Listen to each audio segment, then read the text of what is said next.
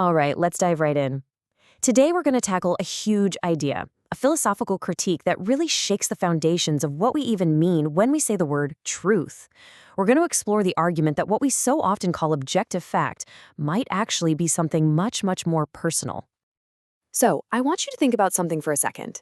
Pick a belief you hold to be absolutely 100% true.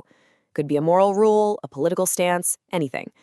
Now, what if that certainty you feel isn't about the world at all, but is actually a reflection of you? That's the big, provocative question we're digging into today. You see, before we can even begin to have a meaningful conversation about truth, we have to get past the single biggest obstacle in our way, our own feeling of certainty.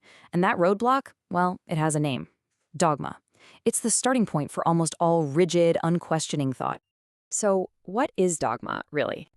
It's basically any system of belief that we just accept. It's when we take an idea as the absolute gospel truth without ever really hitting the pause button and asking, wait, why do I believe this? Or where did this idea even come from?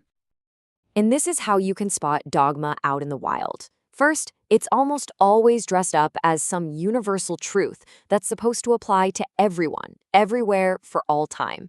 Second, people defend it like a fortress, even when faced with really good counterarguments. This kind of rigidity is a huge red flag for closed-minded thinking, because, as we're about to see, the actual foundations of these beliefs are often, well, pretty darn shaky. And here we get to the core of the problem. The truths that we often cling to the tightest, they don't usually come from some open, honest, rigorous investigation. Nope. More often than not, they're just things we've inherited from old superstitions, cultural habits, or our own personal biases that we've never really examined. Okay, so this brings us to our first big myth to bust.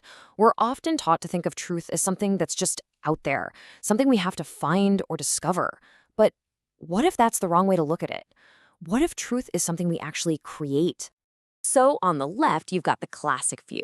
Think of it like a giant, solid statue. The idea is that these timeless, universal truths are just waiting for us to uncover them using pure, unbiased logic. But on the right, you have this radical critique we're exploring today, which says that whole quest, that entire statue, is basically an illusion. It's a prejudice, a fundamental misunderstanding of what truth even is. And here's why. The central point is that you can't just bully truth into submission. According to this critique, truth is way too slippery, way too complex to ever be captured by rigid, dogmatic thinking. It's like trying to catch the wind in a net. The tool is just fundamentally wrong for the job. So, if the methods for finding truth are flawed, that leads to an even more interesting question. What about the people doing the searching? What if the greatest thinkers in history weren't these impartial detectives of reality we imagine them to be? I mean, we tend to put these great philosophers up on a pedestal, right?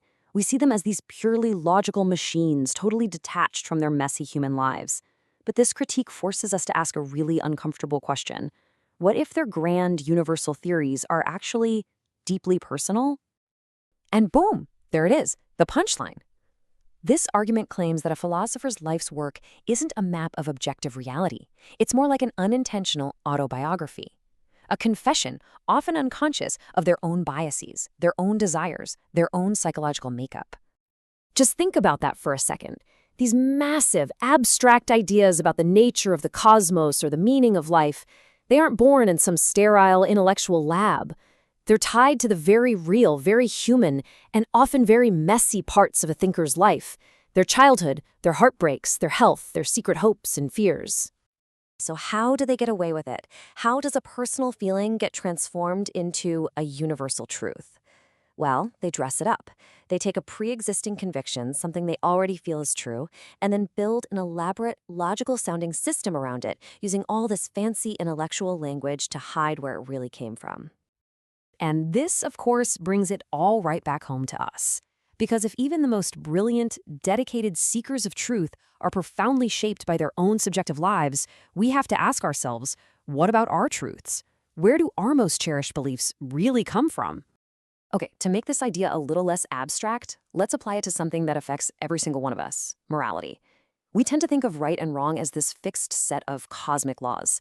But what if it's less like a law book and more like a story that's constantly being rewritten?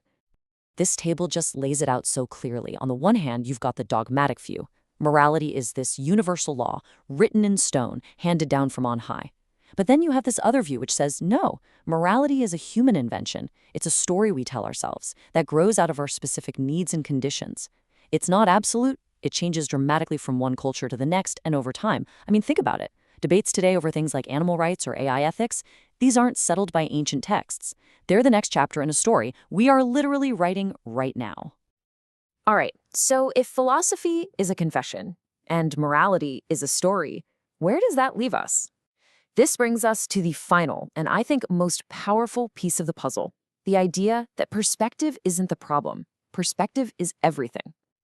This right here, this is the absolute core of the whole argument. The critique isn't saying that our perspective gets in the way of seeing the truth. It's saying that our perspective is the only way we can experience reality at all. It's not a bug in the system. It's the entire operating system.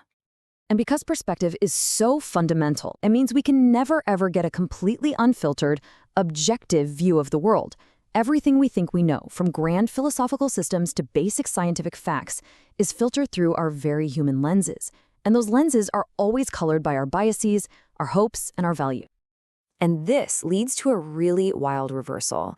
The claim here is that pretending to be objective, pretending you don't have a perspective, well, that's actually the most dishonest thing you can do. To claim you have this God's eye view of reality is seen as the ultimate philosophical mistake. It's an inversion of truth. So, where do we go from here? Well, this new quest for truth isn't about finding some single, final answer for everyone.